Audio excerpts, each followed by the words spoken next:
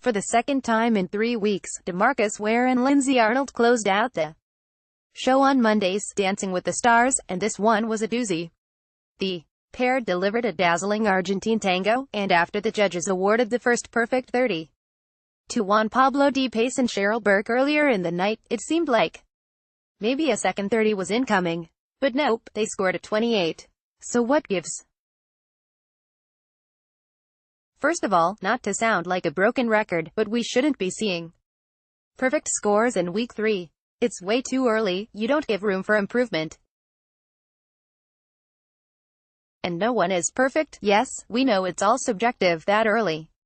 Not even Christy Yamaguchi, who was the first person to get a 27 in week 1 in season 6, got a perfect 30 until week 6, which is usually when the 30s are given. DeMarcus's samba was fantastic, but far from transcendent. He could have attacked it a lot more, and there's just something about his personality that's not connecting with his dances yet. Maybe he got extra points for acing the samba rolls, the toughest move in one of the hardest dances. Whatever the case, the judges were feeling generous and he got a 30. See, why the hell did the judges bust out a perfect score so early on Dancing with the Stars? Ware's Argentine tango was just as great, if not better, than DeMarcus's samba.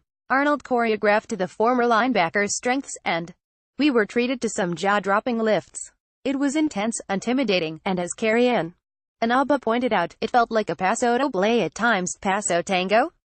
If that's why she only gave him a 9, that's valid, but she didn't say that in a negative way, clarifying that she felt the tone fit with the story he was telling. Bruno Tonioli also awarded him a 9, but Len Goodman gave him an 8,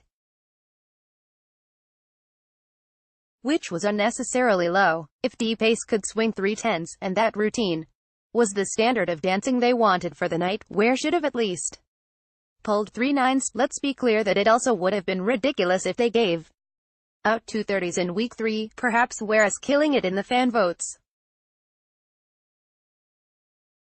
so they want to level the playing field a bit. Conversely, they might be inflating DeMarcus's scores because of the lack of fan votes. Given football players' excellent track records on the show, they might also want to downplay how good he is, lest fans complain about yet another NFLer winning. But if this underscoring continues, Ware could be this season's Charlie White or Ralph Macchio. Consistently good dancers the judges are harsher on, and/or lowball in scores.